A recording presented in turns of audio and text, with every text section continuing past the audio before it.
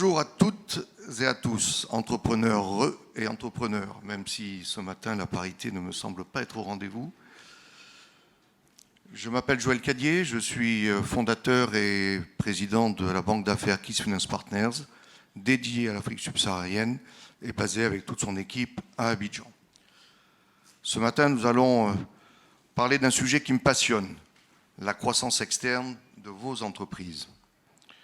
Si les bénéfices et les objectifs d'une opération de croissance externe sont bien connus, le nombre d'opérations d'acquisition menées par des acteurs africains sur le continent africain sont relativement faibles.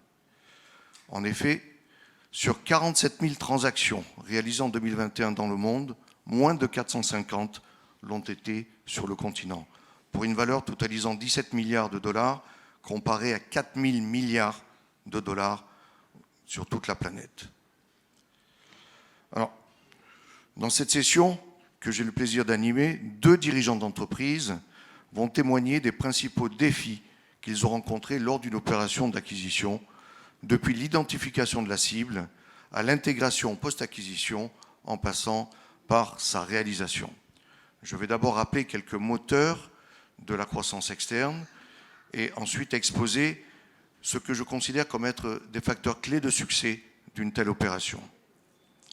Alors, bien sûr, un des premiers moteurs, c'est l'expansion géographique. Et on l'a vu encore récemment avec un courtier marocain d'assurance, AFMA, qui vient de prendre le contrôle d'un courtier d'assurance ivoirien, ACR, pour son développement de ses activités dans le pays et dans la sous-région. C'est aussi en termes de diversification des activités ou d'intégration verticale ou horizontale.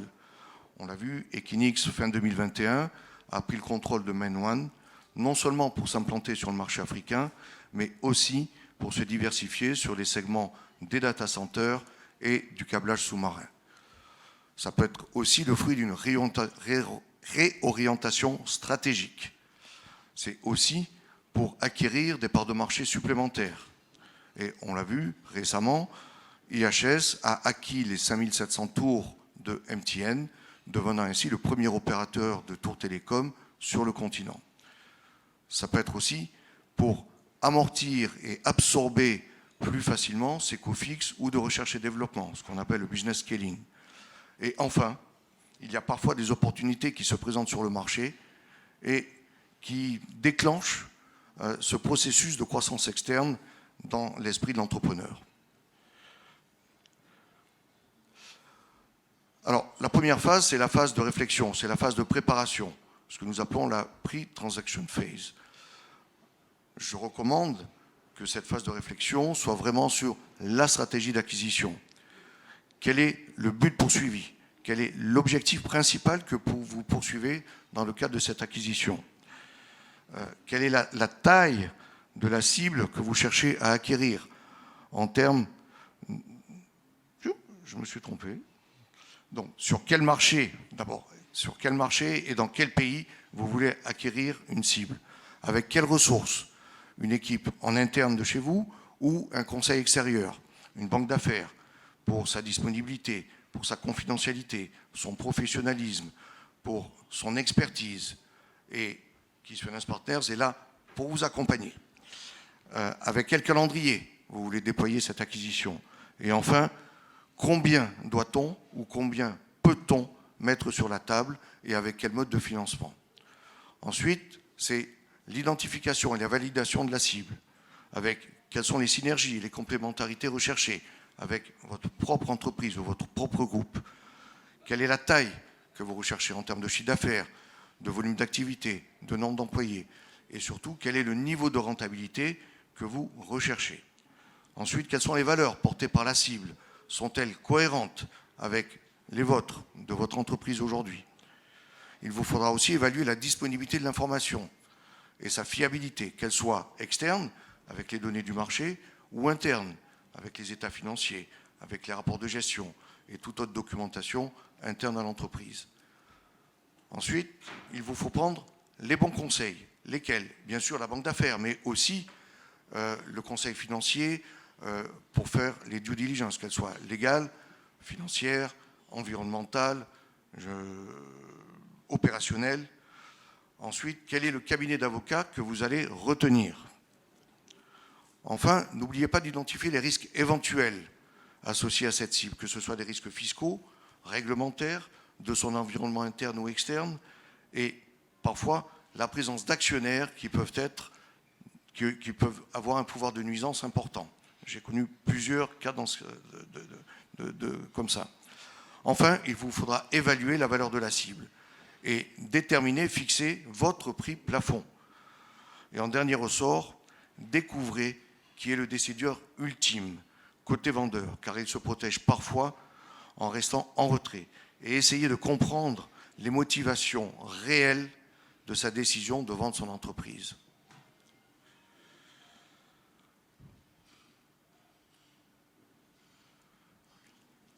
Ensuite, dans la phase de réalisation de la transaction, vous aurez à préparer une offre indicative en adaptant à chaque cas les aspects qu'elle doit couvrir afin de coller à votre stratégie de négociation. En réciprocité d'un de mes points précédents, je vous recommande de garder éloigné de la table des négociations votre décideur ultime et de ne le faire intervenir que pour la négociation finale, si besoin, ou en cas de blocage, et bien sûr pour la signature de la transaction. Il vous faudra aussi conduire le processus de due diligence approfondi. Et sans vouloir blesser nos amis avocats, négociez d'abord tous les aspects commerciaux de la transaction avant de les laisser jouer au ping-pong entre eux sur la rédaction des actes. Maîtrisez soigneusement la communication en interne, chez vous, sur l'acquisition en cours, en évitant toute fuite qui pourrait être préjudiciable à la transaction. Et bien sûr, anticipez la phase post-transaction sur les structures de gouvernance et de management, les femmes et les hommes clés que vous allez mettre pour réussir cette acquisition. Quels sont les besoins financiers de la cible, au-delà du prix de l'acquisition, aussi bien en termes d'investissement à réaliser rapidement que de besoins en fonds de roulement supplémentaires, voire l'appurement d'une dette éventuelle. Et quel accompagnement du ou des vendeurs vous allez solliciter et sur quelle période. Voilà, vous avez réalisé votre acquisition et cette troisième phase est tout aussi cruciale que les deux précédentes. Mettez effectivement en place la bonne gouvernance et le bon management que vous avez préalablement décidé. Communiquez en interne en mettant en place vos propres équipes pour vous assurer que vos valeurs seront bien absorbées, que vous diffuserez votre culture et que les objectifs seront bien partagés par tous. Et en externe, pour rassurer vos clients, les fournisseurs et toute partie prenante, vos banquiers qui peuvent être intéressés dans le cadre de cette transaction.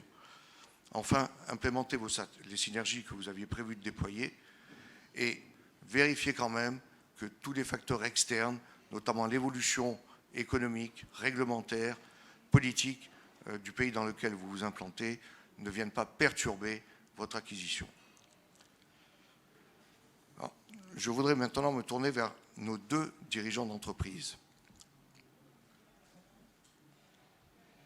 Abbas Badreddine, président de Plastica. Abbas a 41 ans. Il est propriétaire de plusieurs entreprises dans le domaine de la plasturgie, du transit, du trading de matières premières, en Côte d'Ivoire comme en France. Il a créé sa première entreprise en 2003 en créant une usine de transformation de chaussures en plastique, de fabrication de chaussures en plastique. Et il a développé son activité plastique depuis par l'injection, l'extrusion, la polypropylène tissée.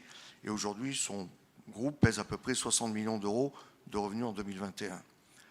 C'est en 2019 qu'il a décidé d'acquérir une entreprise dans la plasturgie en France, en plein Covid, ensuite en 2020. Ensuite, en 2021, il y a une tentative d'acquisition d'un confrère au Sénégal. Bon. Et en ce moment, il y a deux acquisitions en cours, une dans la plasturgie, toujours en France, et une dans le secteur logistique en Côte d'Ivoire.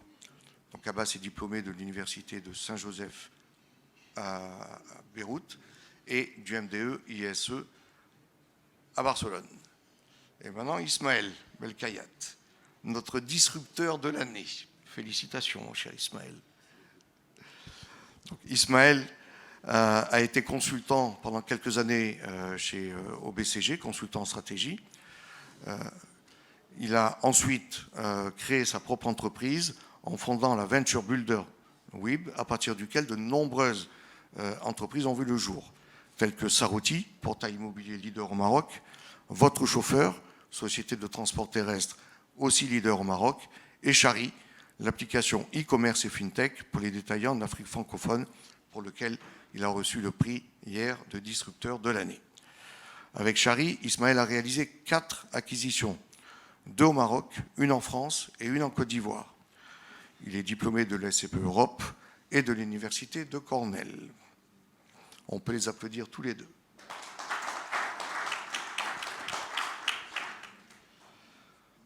Mon cher Abbas, Monsieur Badreddine, comment allez-vous ce matin?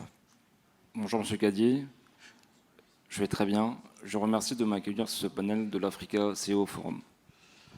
Alors, la première question, c'est qu'est-ce qui a motivé votre décision de procéder à cette première acquisition en France?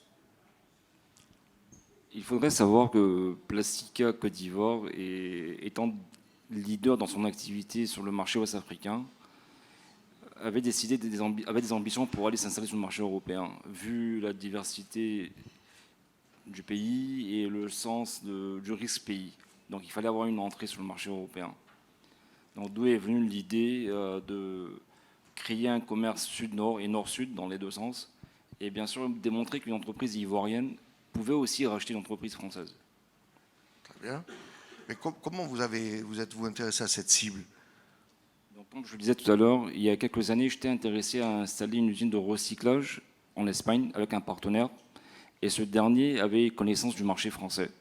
Donc grâce à lui, j'ai pu m'intégrer sur le marché français et visiter la zone industrielle de la Haute-Loire. Donc c'est une zone qui regroupe 40% de la plasturgie en France. Et grâce à cette visite, nous avons pu avoir cette cible et accélérer le processus d'acquisition. Vous étiez bien préparé pour cette acquisition?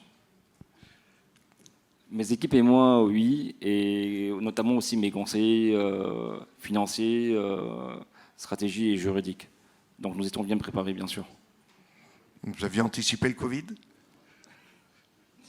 Malheureusement, non. Il faudrait savoir que j'ai été moi-même fortement impacté par cette crise et grâce à mes conseillers sur place qui ont pu prendre le relais et continuer le process. Merci. Ismaël, vous êtes plutôt un spécialiste des startups. Pourquoi les acquisitions? Alors, dans notre cas à nous, il y a plusieurs raisons pour lesquelles nous avons fait des acquisitions. Donc, vous l'avez dit tout à l'heure, nous avons fait 4 acquisitions en 18 mois. 2 des 4 acquisitions étaient pour faire de l'expansion géographique. En effet, nous avons commencé nos activités au Maroc et très vite, nous avons eu ce qu'on appelle un proof of concept que nous avons voulu dupliquer sur d'autres géographies. Le plus dur pour moi, lorsqu'on souhaite s'étendre, c'est de trouver et de réussir à recruter une équipe locale qui soit capable de maîtriser les dynamiques et les challenges du marché. Et donc, si vous voulez, la meilleure manière d'avancer rapidement et d'avoir autour de soi des personnes qui maîtrisent leur métier est d'aller déterminer qui sont les players locaux qui font un métier similaire au vôtre et qui seraient susceptibles de bien vouloir s'associer à vous. Donc nous avons fait l'acquisition d'une structure en France qui a un métier similaire au nôtre, et puis l'acquisition d'une structure en Côte d'Ivoire qui elle aussi est dans les mêmes espaces, space comme on dit dans notre jargon. Donc ça c'est pour l'expansion géographique. Une deuxième raison qui nous a poussé à faire l'acquisition d'une société de crédit au Maroc, c'est qu'il nous fallait une licence. Et au Maroc, mais j'imagine aussi dans de nombreux autres pays, certaines licences sont impossibles à obtenir puisque le régulateur ne les donne plus. Et donc le seul et unique moyen d'y arriver est de faire une acquisition, puisque cette acquisition permet d'acquérir la licence en question. Et enfin, sur le 4e exemple, la raison principale pour laquelle nous avons fait l'acquisition d'une fintech, c'est qu'il nous fallait récupérer de la data. En effet, nous avions fait l'acquisition d'une société de crédit et la source de la réussite du crédit est de pouvoir faire du credit scoring sur un certain nombre de potentiels candidats au crédit. Et pour cela, il nous fallait de la data. Et il se trouvait qu'il existait une entreprise qui avait exactement la data qu'on cherchait. Et nous nous sommes dit qu'il était préférable de faire l'acquisition de cette société pour maîtriser la donnée et l'intégrer afin de pouvoir par la suite donner des crédits aux personnes non bancarisées. Et pour chacune de ces cibles, comment vous les avez identifiées? Alors, nous passons par des cabinets d'affaires, des boutiques, M&A et banques d'affaires, qui nous préparent un pipe. Mais nous faisons d'abord l'exercice d'être le client mystère. Pour déterminer la qualité du service, on essaie autant que possible de rencontrer l'équipe dirigeante, d'abord à titre commercial, où on se présente pour voir dans quelle mesure est-ce qu'il pourrait y avoir des synergies, et on détermine s'il y a un fit culturel. Et ce n'est que lorsqu'on réalise que ces personnes, une fois dans notre giron, peuvent s'intégrer, qu'on ouvre des discussions pour une éventuelle acquisition. En format start-up, encore une fois, l'idée, c'est aussi de garder autour de nous un maximum de personnes. Donc nous faisons des acquisitions et nous nous assurons de la pérennité de l'activité à travers la continuité d'un certain nombre des collaborateurs. Et donc ça, c'est une pratique extrêmement répandue dans le monde des startups. C'est qu'on met en place sur une partie de la transaction, donc une partie de la transaction se fait en cash, de manière à ce que les vendeurs puissent faire ce qu'on appelle un exit. Mais une autre partie de la transaction se fait toujours en échange d'actions. Et ces actions sont, alors excusez-moi, c'est des termes anglais, mais elles sont vestées. C'est-à-dire qu'elles ne sont accessibles qu'à partir d'une certaine durée, de manière à garantir la continuité du management pendant une certaine période et en fonction de la période dont on a besoin. Abbas, quelles sont les difficultés que vous avez rencontrées lors de cette première acquisition? On a eu plusieurs difficultés, mais la principale, c'est les acteurs locaux, je dirais les confrères localement, qui nous ont perçus comme une menace. Mais nous avons été soutenus par les autorités locales, et notamment les employés. Donc ça, c'est bien fini. Heureusement. Et vous, Ismaël? Alors, nous, je vais prendre un exemple. Je vais prendre l'exemple de la société française dont nous avons fait l'acquisition, et qui se trouve être une société française qui était plus grande que nous en taille, en termes de volume d'affaires, en termes de collaborateurs. Et c'est assez amusant parce que je vous ai dit tout à l'heure qu'on passait par une banque d'affaires, mais là, en l'occurrence, c'est la société française en question qui nous a contactés. Non pas pour qu'il y ait un rapprochement économique, mais simplement parce qu'ils cherchaient au Maroc un prestataire susceptible de pouvoir leur apporter un service technologique. Et pour vous décrire très rapidement ce que fait cette société, elle distribue des produits de grande consommation aux boutiques et épiceries du coin, qu'on appelle plus communément en France, et je me permets parce que je suis marocain, mais qu'on appelle les Arabes du coin. Et c'était une équipe de Français qui étaient à la tête d'un service pour aider les Arabes du coin. Et ils se sont dit, nous avons besoin de digitaliser notre métier, qui de mieux qu'une start-up marocaine qui l'a déjà fait au Maroc et qui a forcément accès à de la ressource humaine moins chère pour nous accompagner dans cette digitalisation. Et en effet, notre volonté principale était de leur mettre en place un système d'information. Mais très vite, on s'est rendu compte que le métier qu'ils faisaient en France était similaire au nôtre et qu'il suffisait de prendre notre technologie et de le remettre en place de manière à ce qu'ils puissent l'utiliser. Et puis de fil en aiguille, on s'est rendu compte que l'équipe française était complémentaire à la nôtre, qu'il y avait un véritable fit humain. Et puis dans les discussions, nous nous sommes dit pourquoi ne pas créer un rapprochement capitalistique. Et donc, si vous voulez, pour répondre très précisément à votre question sur quels ont été les obstacles, les choses se sont faites de manière totalement progressive. Et l'obstacle principal a plus été sur la partie valorisation, parce qu'il a fallu, rappelez-vous, on fait une partie en échange d'actions, et par conséquent, il faut faire une valorisation à notre niveau, une valorisation à la leur. La différence que, rappelez-vous, ils sont plus gros que nous, c'est une société qui fait plus de 60 millions d'euros de volume d'affaires, alors qu'à l'époque, nous n'en faisions que 30, et pourtant, notre structure était mieux valorisée que la leur. Et la raison principale, c'est que nous étions technologiques et qu'ils étaient traditionnels.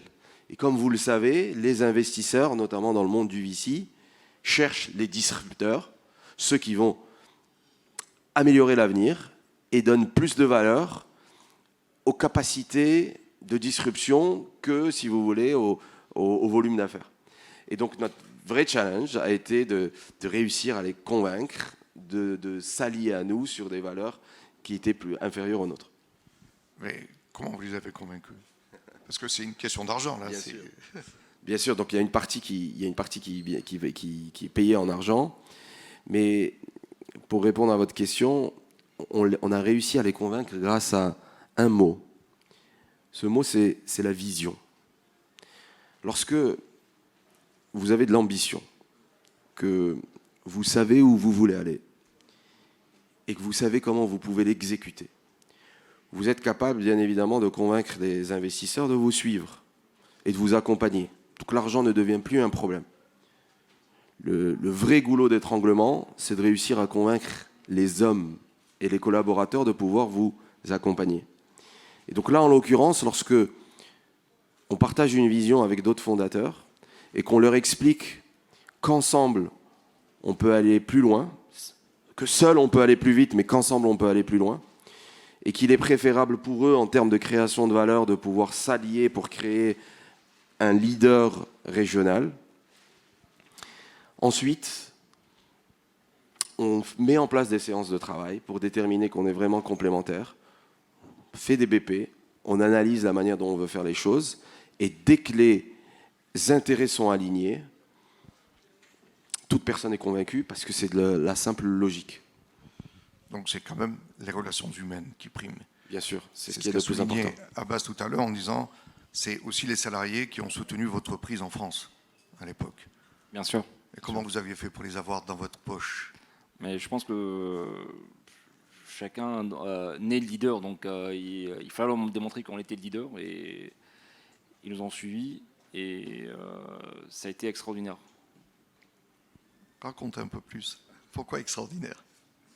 Non, je ne vais pas rentrer dans les détails, mais franchement, je dirais, ils ont été séduits par le groupe Plastica, parce qu'il fallait leur démontrer qu'on était de manière en Afrique, en Côte d'Ivoire et au Togo aussi, mais avec des usines, avec des technologies mieux avancées et parallèles à celles qu'ils avaient chez eux, et des fois même meilleures. Donc, si vous voulez, ça a été de la séduction. Et ils ont cru en nos capacités d'installation et humains, et ils nous ont suivis. Est-ce que vous auriez fait les choses autrement aujourd'hui, avec la connaissance 2 ans après? Wow, j'adore cette question. Non, rien. Et dans le cas de la nouvelle acquisition en cours, donc vous êtes sur la même démarche? Sur la nouvelle acquisition en cours, il faut savoir que déjà en taille, c'est 10 fois la première acquisition en taille. Et c'est 3 sites de production. C'est une société familiale qui a plus de 47 ans d'existence. Donc on rachète un groupe qui a 47 ans d'existence, que nous on pourrait fêter bientôt les 50 ans. Et avec cette acquisition, il faudrait savoir que aussi bien sur le marché français et le marché ivoirien, la filière plasturgie dans notre groupe aurait pratiquement le même niveau en termes de chiffre d'affaires et volume.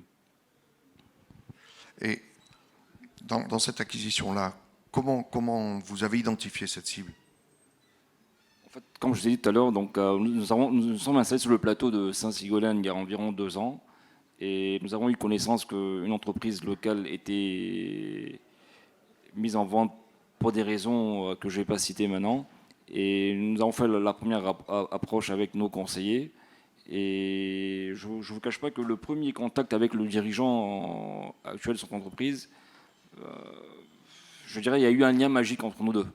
Donc il a cru en mes capacités, je pense qu'il s'est bien renseigné sur nous. Et il faudrait savoir que tout allait très vite, même si des fois nos collaborateurs ont des histoires il y a des petits soucis. En général, lui et moi, on arrive toujours à planir les difficultés et on avance. Donc je pense que c'est quelque chose de très très important, le contact, le premier contact. Vous parlez de collaborateurs ou vous parlez de conseil juridique, avocat? Je dirais des deux. Donc c'est un peu difficile entre les avocats, si je comprends. Bon, bien sûr, il y a toujours des difficultés, mais je dirais il n'y a pas de 2-3 semaines, on était sur le plateau et on a passé 2 jours de séance très durs, mais heureusement, par finir, on a pu signer. Donc je pense que c'est des points d'avantage que nous avons pu créer déjà au premier contact. Donc ça a été extraordinaire. Sur l'intégration de ces entreprises, Ismaël, qu'est-ce que vous pouvez nous dire? Alors, pour moi, c'est en effet la phase la plus cruciale. Et c'est une phase qui peut détruire une fusion et à laquelle il faut se préparer à l'avance. D'où l'importance en amont et avant l'acquisition de bien définir sa cible et de s'assurer de la compatibilité des humeurs, surtout lorsqu'on souhaite que l'équipe dirigeante reste en place. Et souvent, lorsque cette équipe sont des entrepreneurs par définition et qui ont toujours été habitués à une certaine liberté, le fait de leur apporter un cadre et des process peut créer de nombreux soucis. Et donc, pour moi, le plus important est de sécuriser donc une équipe qui soit complémentaire. Parler d'un point très important qui est pour moi le deal breaker principal, qui est l'ego.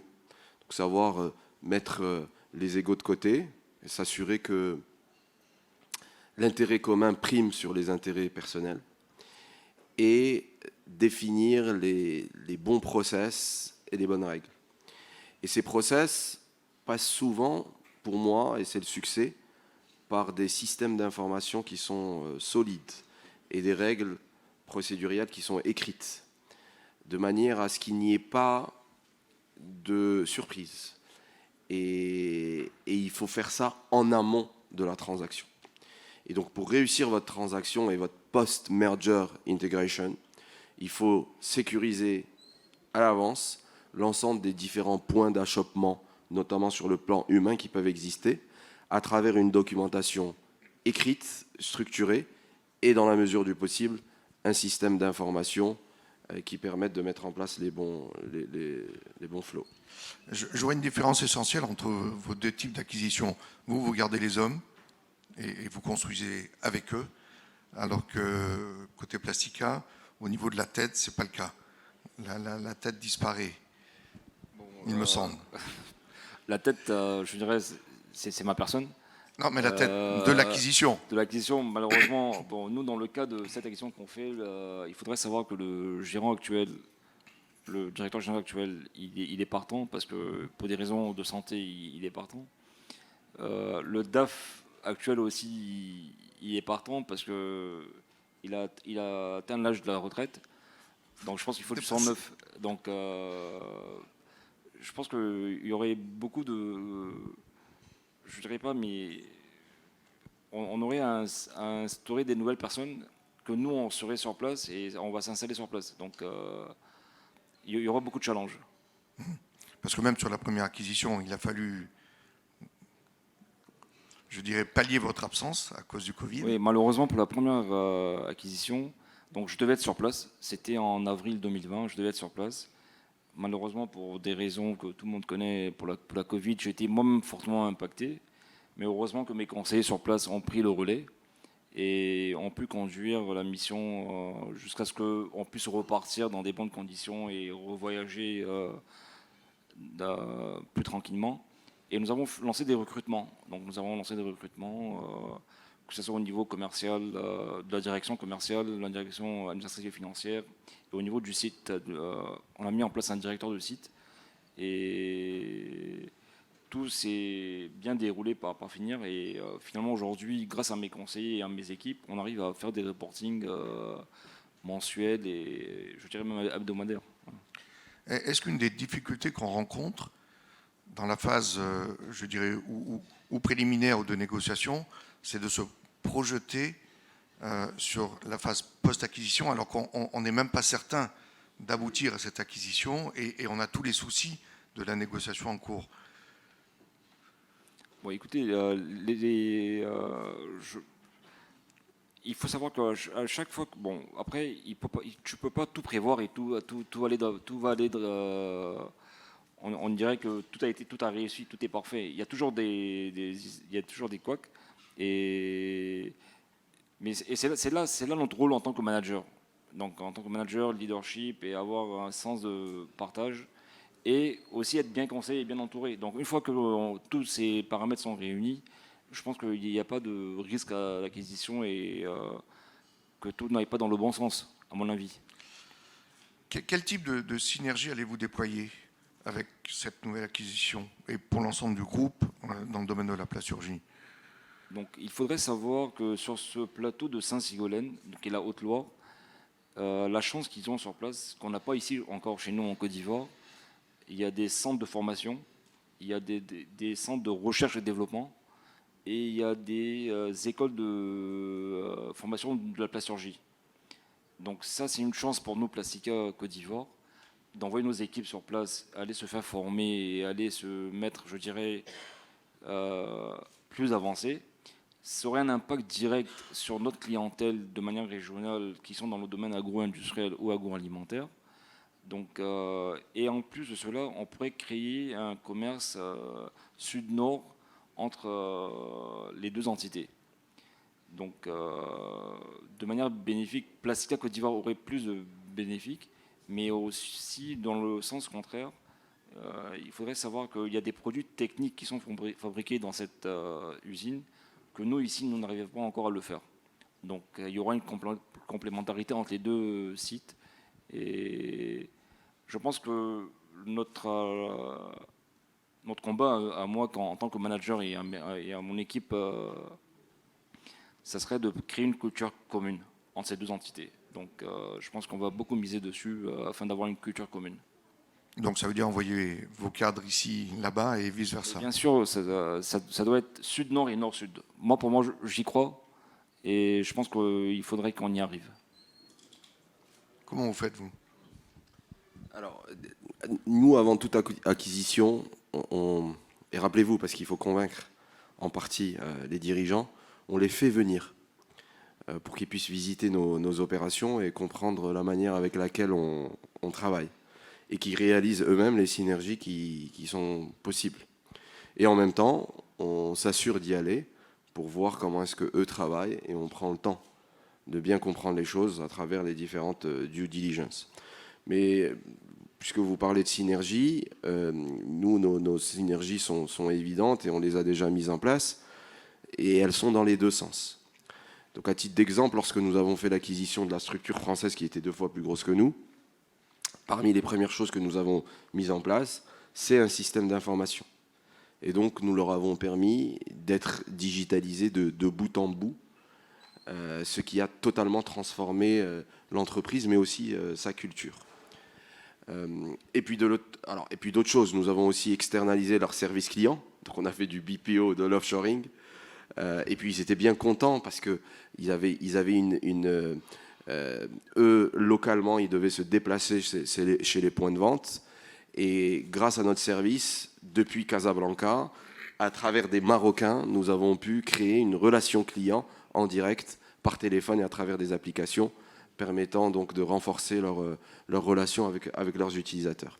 Donc ça, c'est, si vous voulez, le service que nous leur avons apporté. Mais eux, en contrepartie, nous ont aussi apporté beaucoup de synergie. À titre d'exemple, ils sont plus proches des fournisseurs, et donc ils nous ont permis de sourcer de de meilleurs deals. Et on a commencé à faire du cross-border trading, à savoir sourcer des produits depuis la France et les envoyer vers le Maroc et les distribuer au Maroc.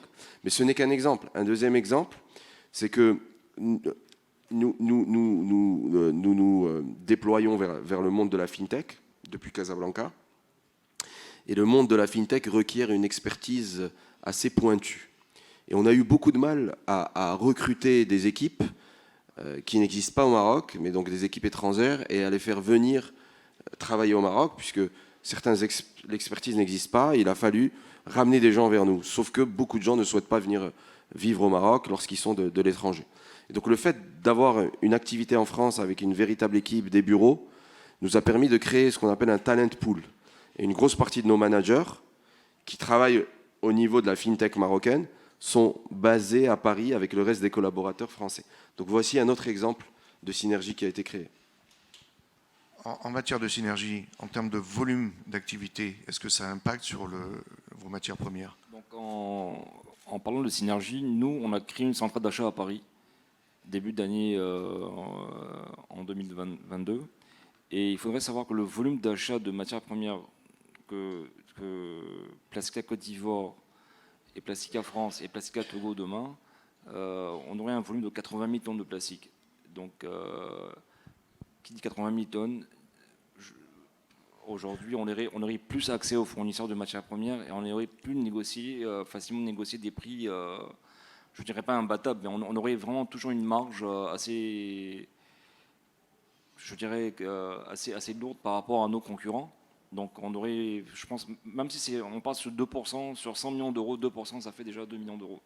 Donc cette centrale d'achat permettra de créer une synergie groupe sur tout ce qui est achat de matières premières. Alors, vous êtes dans le plastique et vous avez parlé de recyclage. Vous pouvez nous en dire un petit peu plus parce que... Bon, il faut savoir le plastique. Aujourd'hui, nous, Plastica, on réfléchit beaucoup à l'économie circulaire. Je donne un exemple tout simple. Aujourd'hui, vous voyez en ville un casier de Coca-Cola ou de bière qui est produit par Plastica, contient 50% de matière recyclée. C'est-à-dire on va prendre les anciens casiers, on va les recycler, les laver, les traiter, et on va les réintégrer dans la production. Donc aujourd'hui, un produit fini contient au moins 50% de matière recyclée. Donc là, on parle d'économie circulaire, et on a pu développer avec d'autres produits qui sont générés par nos usines ou qui contiennent 100% de matière recyclée.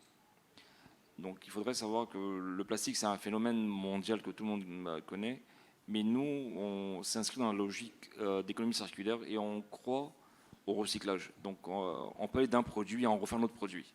C'est tout à fait normal, ça se passe très bien dans le monde entier.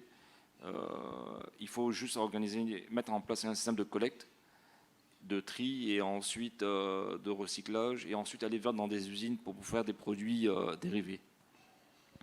Donc notamment l'usine qu'on rachète en France, ils ont des machines que nous n'avons pas ici en Côte d'Ivoire, qui arrivent à faire un film en plastique en 5 ou 7 couches. Et dans ces couches à l'intérieur, on a du 100% recyclé. Donc il y a des couches externes qui sont en matière vierge et des couches à l'intérieur qui sont en matière recyclée. Une vraie synergie. Mais bien sûr. Une vraie complémentarité.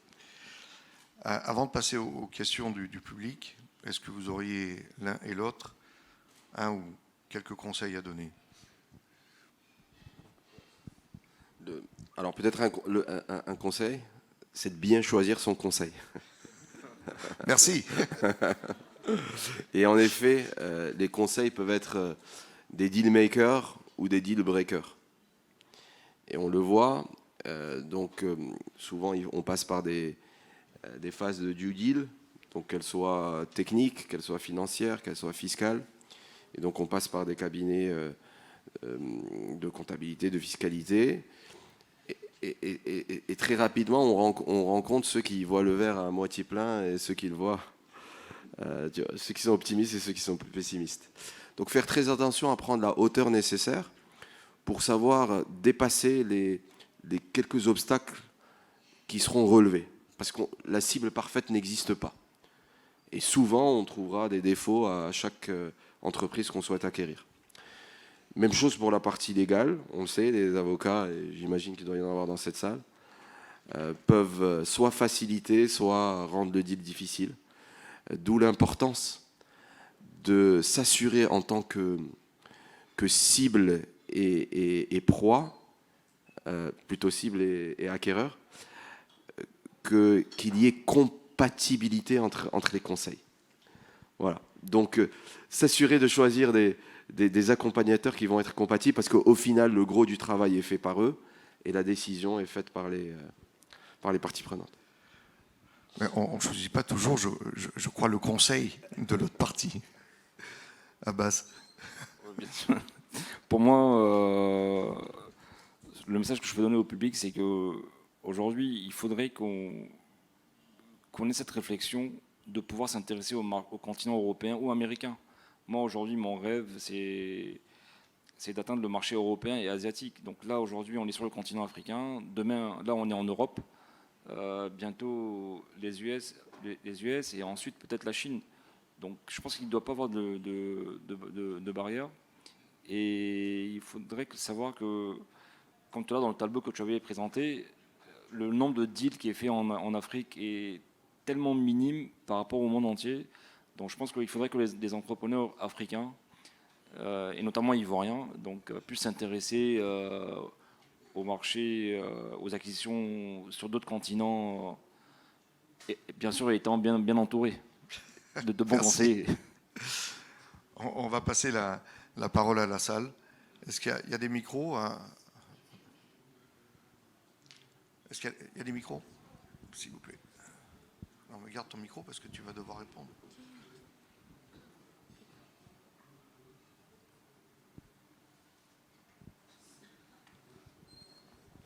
Bonjour, Cédric Filet de la société Eldelia. Merci pour ces présentations vraiment très intéressantes. J'avais 2 questions. La première, c'est en interne, quelle est votre équipe M&A? Est-ce que vous vous appuyez sur une équipe interne ou tout externalisé? Et comment vous vous organisez? Et la deuxième, c'est par rapport à une acquisition en Afrique. Donc vous avez parlé quand même de structures plutôt en Europe, qui sont quand même structurés, avec des comptes, mais nous, on commence à regarder, à faire de la croissance externe sur l'Afrique, et j'ai vu des sociétés qui faisaient des comptes papier. Comment vous vous appuyez, comment vous prenez le risque de racheter une société un peu sur un relationnel, en fait, avec la personne, et surtout des égos surdimensionnés parfois? Si bon, je réponds à la deuxième question. Entreprise en Afrique, sur du papier, je pense que votre cible, elle n'est pas bonne. Parce que nous, aujourd'hui, on est en train de racheter une entreprise locale qui est dans le domaine de la logistique. La cible a été bien faite et aujourd'hui, les due deals ont été faits par KPMG et tout se passe très bien. Donc je pense que votre cible, c'est vrai qu'en Afrique, on a beaucoup d'informels. Mais il y a beaucoup de sociétés formelles. Je pense qu'il faudrait passer par un cabinet qui pourrait vous conseiller une bonne cible. C'est intéressant parce qu'effectivement, on l'a écarté. Alors, moi, je ne suis pas forcément d'accord avec ce qui vient d'être dit. Le M&A sert à créer de la valeur. Et pour créer un maximum de valeur, il faut aller vers des cibles à laquelle on peut apporter un maximum de choses. Et souvent, il existe des pépites d'entrepreneurs qui, malheureusement, pour différentes raisons, ne sont pas aussi structurés qu'on pourrait l'être, mais qui, en réalité, ont des atouts qu'on n'a pas. Et ce sont ces entrepreneurs qu'on peut accompagner. Et en faisant l'acquisition de leur structure, et souvent même en les gardant, on peut créer beaucoup plus de valeur que lorsqu'on fait des acquisitions structurées. Et il y a des marchés. Je donne l'exemple du marché égyptien auquel on s'intéresse beaucoup, où 80% des structures aujourd'hui les grosses structures au gros volume d'affaires sont encore au papier, avec souvent de l'évasion fiscale. Parce qu'ils ont une administration fiscale qui est peut-être moins structurée que la nôtre. Et donc, je ne suis pas sûr qu'il faille exclure une société simplement parce qu'elle n'est pas structurée de la même manière. Au contraire, il faudrait voir dans quelle mesure est-ce que vous avez une capacité à pouvoir l'intégrer et à y insérer les bons process qui lui permettront d'atteindre les standards que vous avez en tête. Je suis tout à fait d'accord parce qu'on a fait la même chose ici en Côte d'Ivoire où on a intégré une mini-équipe et en 8 mois on est passé de 0 à 450 personnes. Donc ça fonctionne, mais c'est vrai qu'il y a ce côté confiance, structure, culturelle aussi, qui n'est pas toujours facile et des fois c'est un finger in the air. Oui, tout à fait. Et puis j'en profite pour répondre à la question précédente qui est que lorsque on veut s'amuser à aller vers cet océan d'opportunités, de structures non structurées, notamment en Afrique, il est important d'avoir en interne une équipe M&A. Parce qu'il est souvent indispensable que ces collaborateurs qui sont à l'origine du deal maîtrisent la culture interne de votre entreprise pour déterminer s'il peut y avoir une intégration ou une assimilation de la cible, d'où l'importance d'avoir une équipe. Moi qui ai fait le choix de croître grâce au M&A, mon équipe principale et mon équipe financière dans laquelle il y a 4 personnes dans l'équipe M&A. Et les profils, ces 4 personnes, c'est quoi ? C'est des anciens consultants qui ont eu l'habitude de voir différentes industries et qui sont pour le coup extrêmement structurés et qui connaissent toutes les règles de gestion et en termes de best in class. Ok, merci beaucoup. Frédéric. Bonjour, Frédéric Gertz pour le Club des entrepreneurs monégasques en Afrique. Mais d'abord, bravo aux intervenants pour leur vision et leur dynamique. C'est assez impressionnant. Moi, j'aurais 2 questions. Donc, une à M. Joël Cadier, que j'apprécie beaucoup depuis longtemps. Un peu sur la valorisation, en fait, des sociétés en Afrique, de façon assez générale, au vu de l'environnement mondial actuel, au vu des principaux risques pays qui peuvent encore se présenter par ici ou par là. Donc, comment valorise-t-on ? Quelle est l'évolution des valorisations multiples d'EBITDA, etc. Première question. Alors, deuxième question, au niveau des entrepreneurs qui ont beaucoup de mérite, c'est vrai que j'étais un peu surpris de l'acquisition d'industries éventuellement en Europe, en France en l'occurrence. Bravo pour la réindustrialisation de la France, elle en a bien besoin. Mais c'est vrai que la force de travail va principalement être en Afrique. Il y a des marchés comme Nigeria, 200 millions d'habitants, RDC, 100 millions, Éthiopie, plus de 100 millions. Pourquoi pas davantage de focus sur l'Afrique ? Voilà.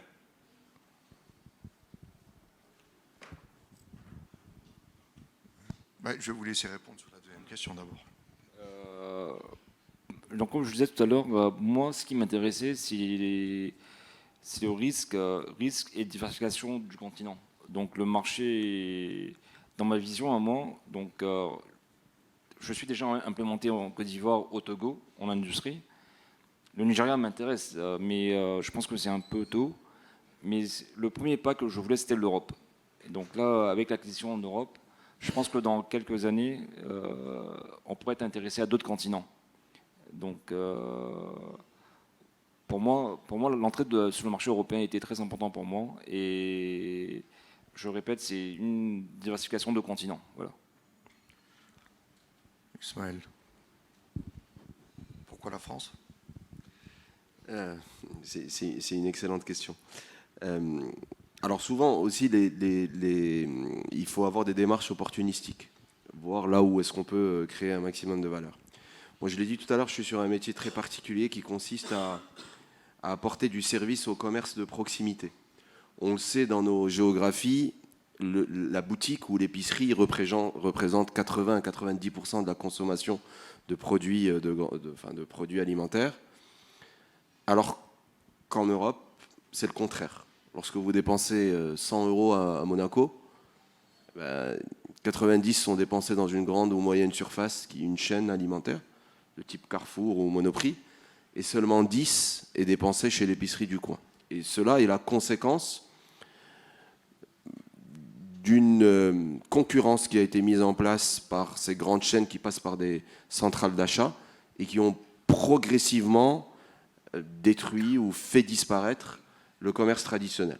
Et pourtant, ce commerce traditionnel dans nos géographies joue un rôle social extrêmement important.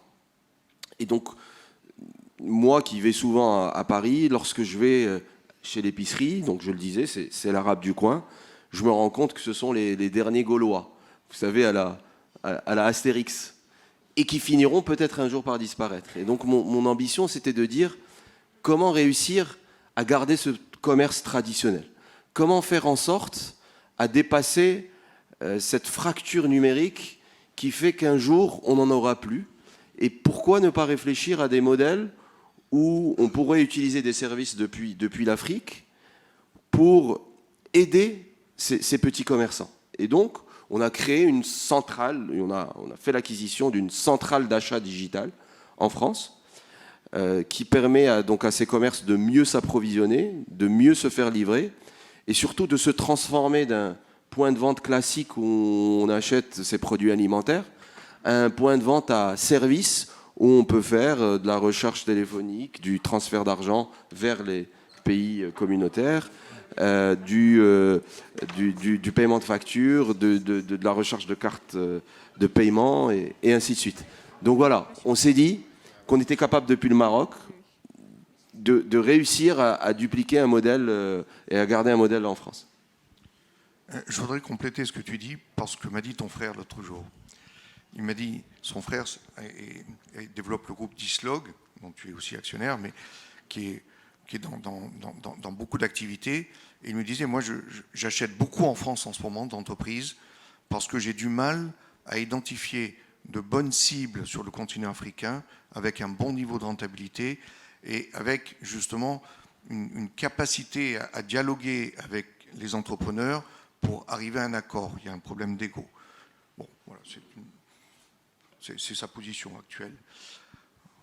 Oui, je confirme. Il est en ce moment en train de faire plusieurs acquisitions industrielles en France, simplement parce qu'il faut le dire, il y a en Europe une certaine expertise qu'on n'a pas forcément dans nos pays.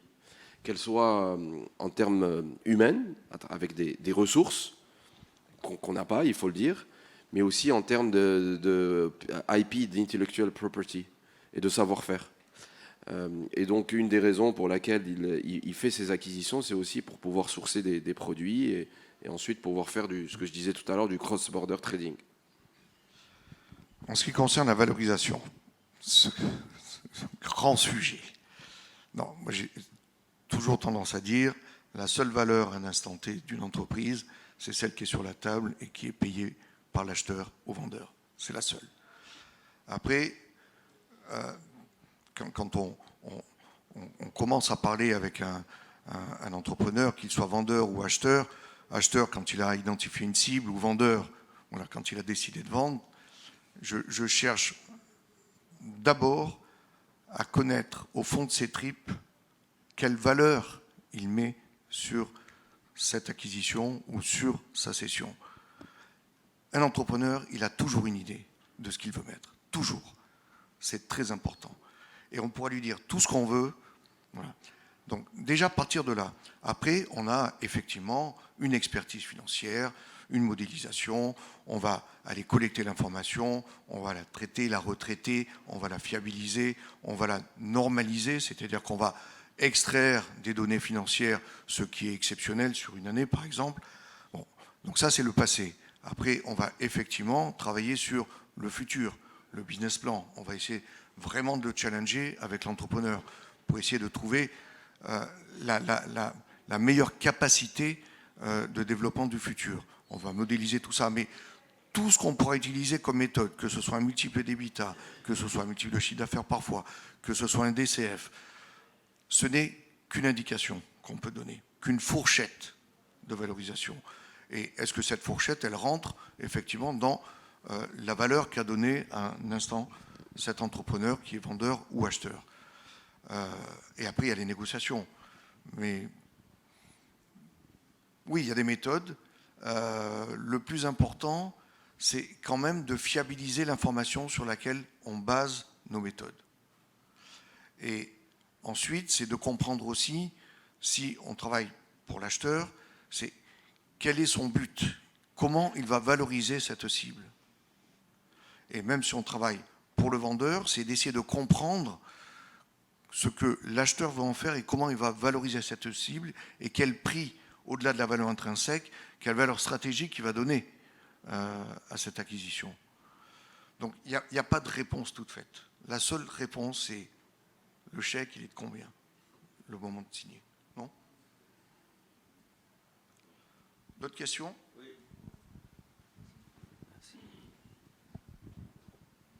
Bonjour. La question, elle est pour Chari. Vous avez dit que quand vous êtes rentré en actionnariat avec la société française, vous faisiez 50% de moins 30 millions d'euros et eux, ils faisaient 60 millions d'euros. Vu que vous faites un business similaire, vous avez dit que votre valorisation a été valorisée moins que celle française. Plus que la société française. Pourquoi on n'a pas utilisé les mêmes multiples de résultats ou les mêmes multiples de DCF pour les deux sociétés? C'est une excellente question, hein, qui revient à la question précédente sur la valorisation et comment est-ce qu'on valorise une entreprise. Et la méthode classique, on la connaît, c'est bon, la méthode de discounted cash flow ou la méthode des benchmarks. Mais ce qu'il faut savoir, c'est que dans le monde des startups, les indicateurs sont différents. Alors, jusqu'à il y a encore très peu de temps, parce que, vous le savez, on passe par une crise particulière, mais jusqu'à il y a très peu de temps, les méthodes principales de valorisation étaient des multiples de GMV. La GMV étant la grosse merchandise value, qui est en fait le volume d'affaires. Et puis plus récemment, depuis donc, ce qui est en train de se passer sur les marchés financiers, on regarde un peu plus les revenus, qui sont en fait la grosse margin ou l'excédent brut d'exploitation.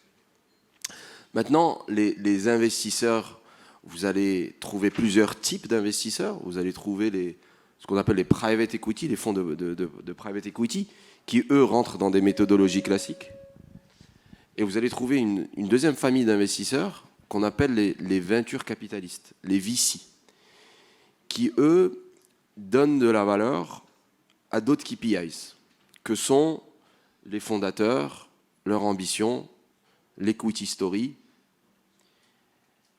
mais aussi le côté disruptif. Alors, on fait le même métier, c'est vrai, exactement le même. Eux le font en France, nous on le fait au Maroc. À la seule différence que eux le font avec un papier et un stylo. Alors, j'exagère à peine, mais c'est une société traditionnelle, avec une mentalité traditionnelle, et avec des méthodes de valorisation traditionnelles que sont des multiples d'EBITDA. Alors que nous, absolument tout est digitalisé. Et au-delà d'être digitalisé, on a des ambitions d'aller sur la fintech et on a une vision qui est celle de devenir la plus grosse start-up de notre région. Et donc, si vous voulez, nos investisseurs nous ont valorisés à plus de 100 millions de dollars. C'était la valorisation à laquelle étaient rentrés les investisseurs précédents, que sont de gros fonds. À titre d'exemple, on a dans notre tour de table Orange, l'opérateur télécom, mais aussi Airbnb, la société américaine. On a l'université d'Harvard qui a investi chez nous. On a le Y Combinator. On a Rocket Internet pour les Européens qui sont là. Et donc ce sont des marques qui ont considéré que notre entreprise était valorisée plus de 100 millions d'euros. Eux qui étaient 2 fois plus gros que nous, étaient sur, encore une fois, des méthodes de valorisation différentes. Et je vais vous le dire, souvent dans le monde du VC, la valorisation est plus de l'art que de la science. Sur le early stage, du moins.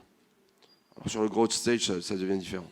Mais on le voit souvent, des entreprises plus petites se retrouvent à acheter des entreprises plus grandes, simplement parce qu'elles savent mieux valoriser leur vision. Rappelez-vous, les startups voient l'avenir. En tout cas, les VC voient l'avenir.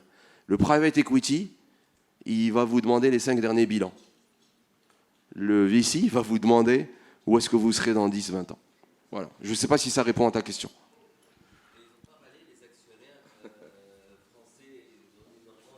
Écoute, s'ils ont fait le deal, parce que la décision finale leur revenait, c'est qu'ils étaient convaincus qu'ils allaient créer beaucoup plus de valeur. Tu sais, ils ont vu que leur société avait quasiment 10 ans Et en 10 ans, ils avaient un taux de croissance qui était limité par leur capacité. Et ils ont vu une start-up de 2 ans qui a créé en 2 ans 2 à 3 fois plus de valeur que en 7 ans. Je pense qu'on va... Il y a encore une question. là-bas. La dernière?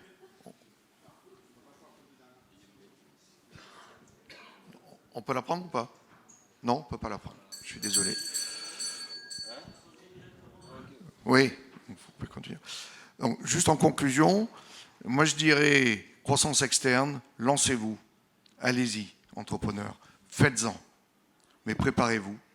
Préparez-vous dans votre stratégie d'acquisition, préparez-vous avec les bonnes personnes, que ce soit en interne ou en externe des conseils, et préparez vraiment l'intégration pour la réussir. Merci à tous.